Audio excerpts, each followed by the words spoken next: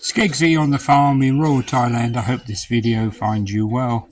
2024 has started off here in Thailand with parties.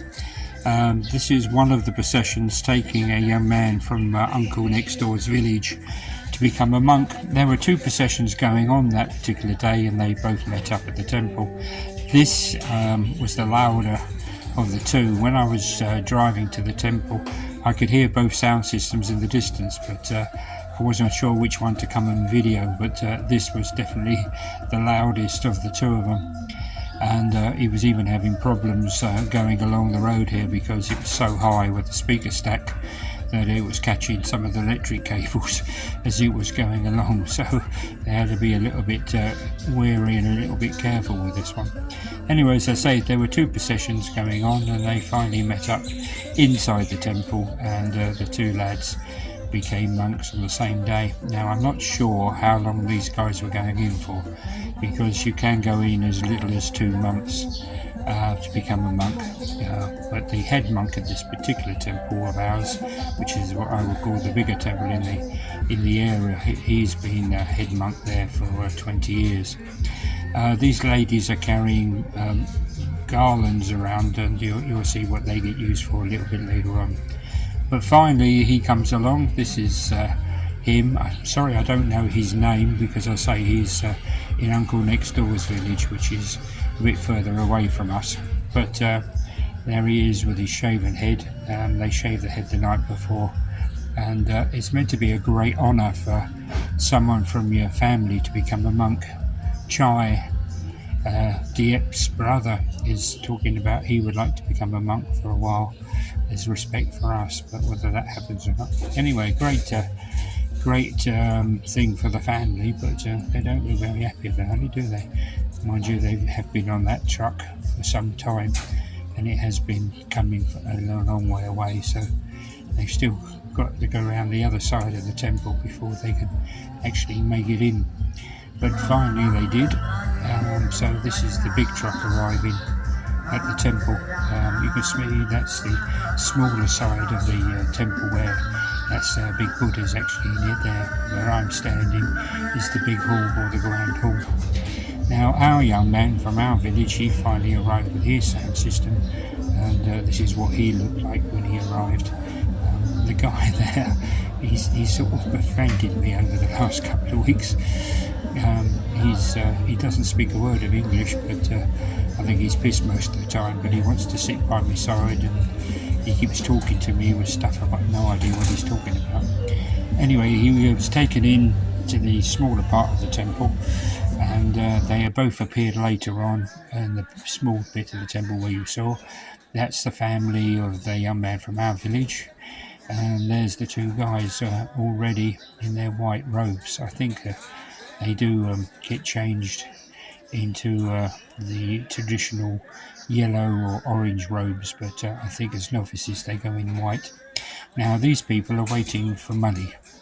I say that because inside those garlands I talked about earlier on, there's little parcels which have been very carefully wrapped up in different colour foil, and they're actually now thrown into the audience. Now, inside each one of those is, well, it can be a different amount of money. It can just be 1 baht, 20 baht, 30 baht, even more inside the parcel. So that's why you can see grown-ups, not kids. Actually, they're not sweets. That's actually money they're throwing away. That's why the grown-ups are actually catching it, and not so many of the kids. I think if it was sweets or chocolate, the kids would have been out there and the grown-ups would have been elsewhere, but there you go. Anyway, so that was one party that we started the year with.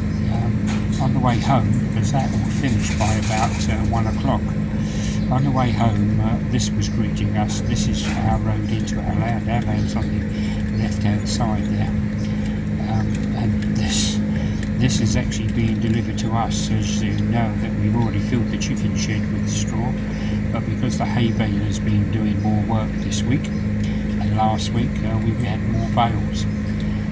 Each one of those bales we get at a discount price. Normally if you go and buy a straw bale, they're 40 baht, but because we've cut them They're only 10 baht to us, so obviously the more we can collect, the better it is. Okay, party number 2 is for this young lady coming up here. I know it looks a bit dark, but it was only on the solar panels, it wasn't on the electric.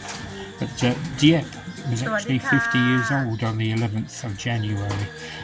She wanted to keep it a secret. She didn't want a party. She didn't want to be made a fuss of. Or something about being 50 makes her feel like she's getting too old. But Uncle next door, who came in the morning, silly me, announced, "Oh, happy birthday!" And he went and told a few people, and again a few people then turned up. So we had to look after them with a bit of a barbecue and a few lemonades. And but it was a good evening actually, very sociable. Bit of music in the background, not so much dancing this time.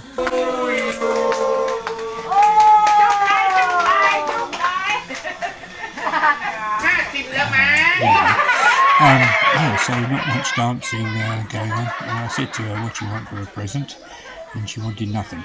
She said, "Don't give me nothing. You've spent too much money on everything else anyway." So there you go.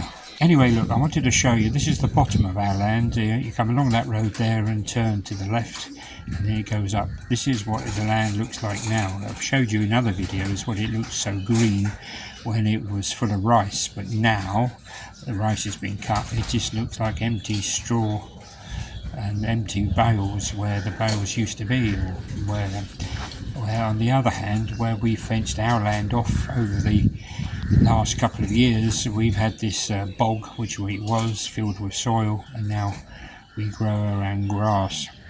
Now it's not looking that healthy at the moment because they still haven't had rain for almost 2 months. We're in the winter season here, and it's supposed to be cooler, but it ain't.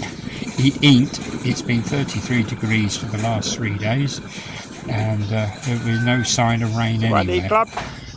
We could do with a bit of rain for this grass and for some of the bushes and trees. What they're doing there, oh, Uncle next door, what we're doing there is actually spreading shite.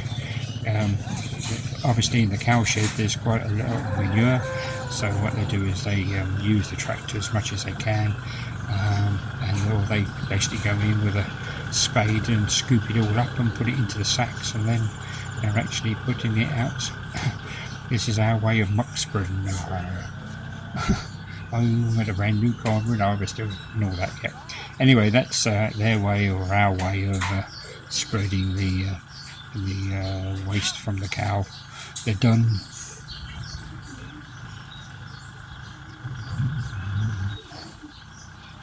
Looks pretty dangerous to me, you know, because it's not really that even, that ground, and she's balancing in the cradle, but she's also, you know, letting it out through the bottom of it. But you know, it's better than carrying it and spreading it with a fork, I suppose.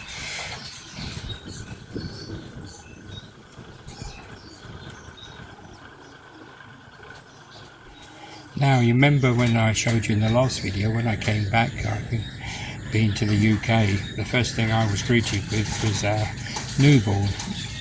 That's him there. His name's Christmas, and that's Mum giving him his morning wash.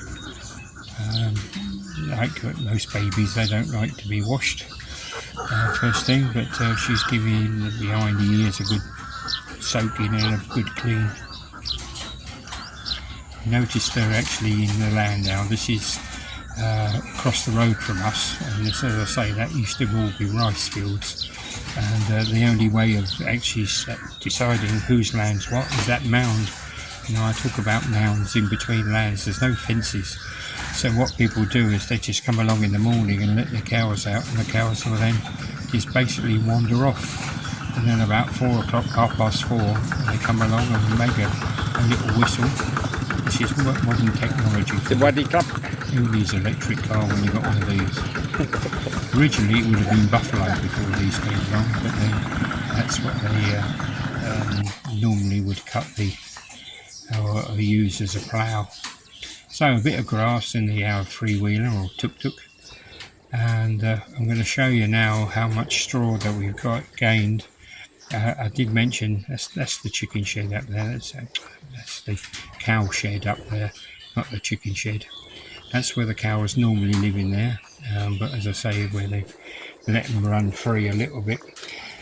So when you finally get up to this end of it, you can see here that after that wobbly truck has done its delivery, you can see that we now have quite a lot of straw or hay bales, which is great really for us in the future, because you don't know what this year's going to bring weather-wise. It could be a very wet year again, so we won't be able to go and cut grass, because the grass won't cut so well when it's absolutely soaking in water. Well, this is what Thai people do. They go on their phone. Anyway, as you can see that all that straw there is actually being cut by us and then collected by the boys, and collected by the boys, and then so we've got extra stock for this year. Anyway, I've been rambling away too long here, but that's how 2024 started here on the land. Obviously, before I go, I want to thank all the people who have made and put messages up about my dear mum. For those who don't know, my mum passed away